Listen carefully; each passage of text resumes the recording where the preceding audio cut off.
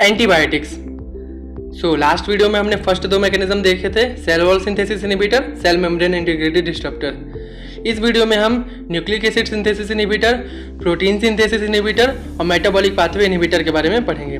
तो before start mechanism हम कुछ बेसिक फिजियोलॉजिकल नॉलेज ले लेते हैं कि बैक्टीरिया में जो डीएनए मटेरियल होता है उसका जेनेटिक मटेरियल होता है। अब वह प्रोटीन सिंथेसिस के लिए अपने फंक्शनल मॉलिक्यूल आरएनए में कन्वर्ट होती है। ठीक है, तो आरएनए में कन्वर्ट होने के लिए डीएनए टेम्पलेट के रूप में एक्ट करता है तथा आरएनए का सिंथेसिस करता है। यह प्रोसेस क्या कहलाती है? ट्रांसक्रिप्शन कहलाती है।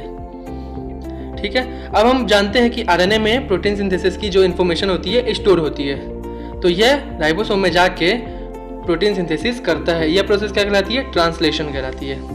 तो चलिए अब हम फर्स्ट मैकेनिज्म को देखते हैं, न्यूक्लिक एसिड सिंथेसिस इनहिबिटर।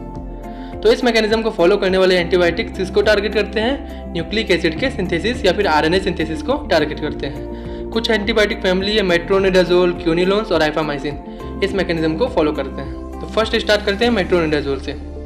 तो मेट्रोनिडाजोल का स्ट्रक्चर में नाइट्रो ग्रुप प्रेजेंट होता है। यह नाइट्रो ग्रुप क्या करता है?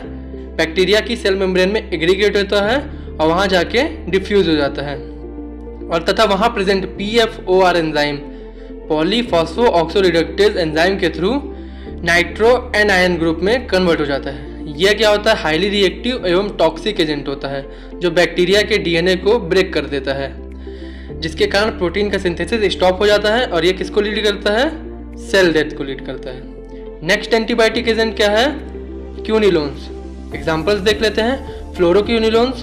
अब हम जानते हैं कि सुपर कॉइल डीएनए होता है जो उसको डीएनए गायरेज एंजाइम के थ्रू सेपरेट किया जाता है और ये डबल हेलिक्स डीएनए में कन्वर्ट होता है। अब ये अनबाइंड डीएनए होता है, ये टोपोआइसोमरेज 4 एंजाइम के थ्रू सिस्टर डीएनए में सेपरेट होता है। तो क्यूनिलोन्स क्या करता है? डीएनए गायरेज और टोपोआइसोमरेज 4 एंजाइम को ब्लॉक कर देता है, जिसके कारण क्या होता है? सिस्टर डीएनए में सेपरेशन नहीं हो पाता है और आरएनए सिंथेसिस के लिए डीएनए प्रेजेंट ना होने के कारण आरएनए सिंथेसिस भी ब्लॉक हो जाता है।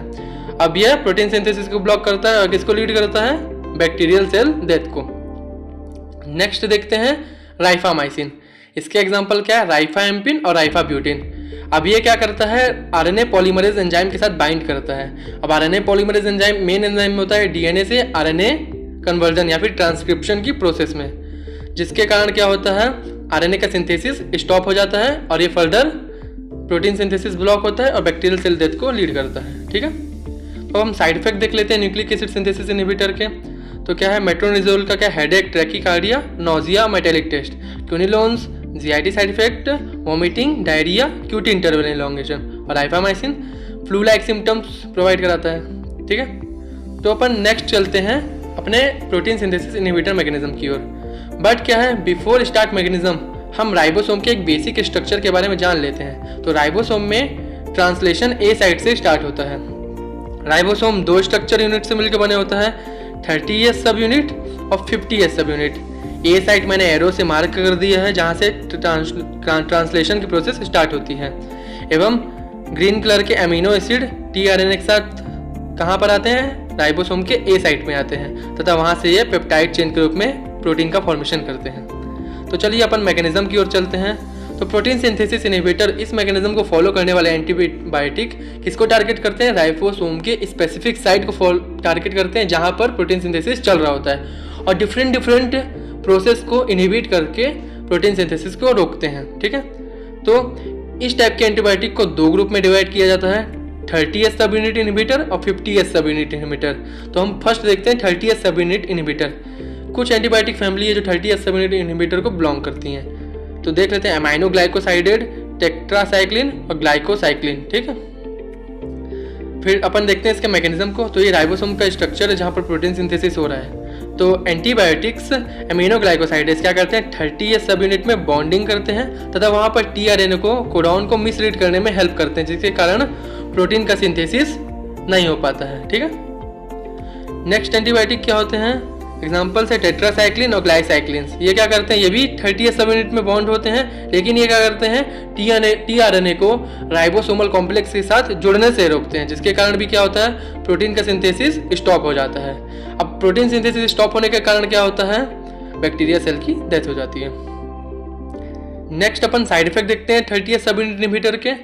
तो क्या है, डिस्कलरेशन ऑफ टीथ और inhibit bone growth.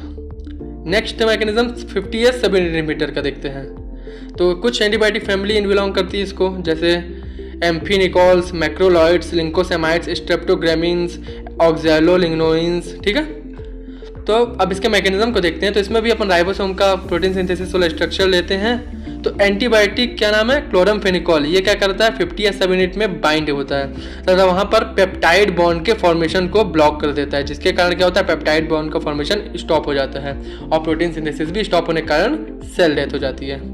Next antibiotics क्या क्या है, मैक्रोलॉइड, स्ट्रेप्टोग्रामिन्स और लिंकोनाइड जो भी हैं, ये क्या करते हैं, पेप्टाइड चेन के ओपनिंग चैनल पे बाइंड होते हैं तथा वहाँ पर क्या ब्लॉक कर देते हैं, चैनल को ब्लॉक कर देते हैं, जिसके कारण क्या होता है, पेप्टाइड चेन का इलोंगेशन रुक जाता है, जिसके कारण प्रोटीन सिंथेसिस स्टॉप हो जाता है। और ये फर्दर किसको लीड करते हैं, बैक्टीरियल सेल डेथ को लीड करते हैं, ठीक है। अब इसके साइड इफेक्ट देख लेते हैं। तो side effect, basic side effect है कॉमन से, हेडेक हो गया, नोजिया हो गया, एनीमिया हो गया, ठीक है। तो नेक्स्ट मैकेनिज्म अपन देखते हैं, मेटाबॉलिक पाथवे इनहिबिटर। तो अपन जानते हैं कि बैक्टीरिया में जो फॉलिक एसिड होता है वो खुद से फॉर्मेशन होता है, मतलब बैक्टीरिया सेल खुद से फॉर्मेशन करती है। लेकिन जो ह्यूमन बीइंग होते हैं उसमें क्या होता है, फॉलिक एसिड कौन फॉर्मेशन करता है, बाहरी सब्सटीट्यूट, मतलब फूड हो गया, मेडिकेशन हो गया, एक्सेट्रा, ठीक है।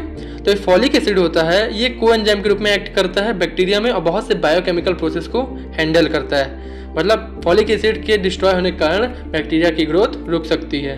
तो कुछ एंटीबायोटिक फैमिलीज हैं, जैसे सल्फोनामाइड हो गया, ट्राइमेथोप्रिन हो गया, ये क्या करते हैं, इसके फॉलिक एसिड के सिंथेसिस को ब्लॉक कर देते हैं। तो देखते हैं चलिए, सल्फोनामाइड कैसे करता है। तो देखते हम जानते हैं मतलब फॉलिक एसिड का सिंथेसिस प्रोसेस होता है जो अपन फिजियोलॉजी में पढ़ते हैं। उसमें क्या होता है, पाबा होता है जो पैरा अमीनो ब्यूटेरिक एसिड होता है, ये डाइहाइड्रोपेट्रोएट सिंथेसिस एंजाइम के थ्रू प्रिकर्सर बनाता है किसका, फॉलिक एसिड का, ठीक है। अब यही प्रिकर्सर आगे चल के फॉलिक एसिड का फॉर्मेशन करता है, ठीक है। तो सल्फोनामाइड क्या करता है, ये डाइहाइड्रोपेट्रोएट सिंथेसिस एंजाइम को ब्लॉक कर देता है, जिसके कारण क्या होता है, प्रिकर्सर नहीं बन पाता है और फॉलिक एसिड का सिंथेसिस ब्लॉक हो जाता है। ये किसको लीड करता है, बैक्टीरिया की ग्रोथ को इनहिबिट कर देता है, ठीक है, जिसके कारण बैक्टीरिया ग्रोथ नहीं हो पाती। नेक्स्ट क्या है, ट्राइमेथोप्रिम, ठीक, ट्राइमेथोप्रिम, इसका मैकेनिज्म देख लेते हैं। तो ये किसको इनहिबिट करता है, डाइहाइड्रोफोलिएट रिडक्टेज एंजाइम को इनहिबिट करता है। अब यह एंजाइम भी इंपॉर्टेंट होता है फॉलिक एसिड फॉर्मेशन में, जिसके कारण क्या होता है, फॉलिक एसिड का सिंथेसिस स्टॉप हो जाता है और यह किसको लीड करता है, बैक्टीरियल ग्रोथ के इनहिबिशन को, ठीक है।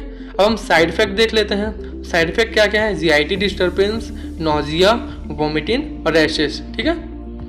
तो अपन ने सब मैकेनिज्म को देख लिया है। तो इस प्रकार हमारा एंटीबायोटिक का लास्ट वीडियो भी कंप्लीट होता है। So thanks friend. अगर आपको कोई भी क्वेरी है तो मेरे को आप ईमेल या फिर ब्लॉगर या फिर फेसबुक के थ्रू कांटेक्ट कर सकते हैं। So thanks friends.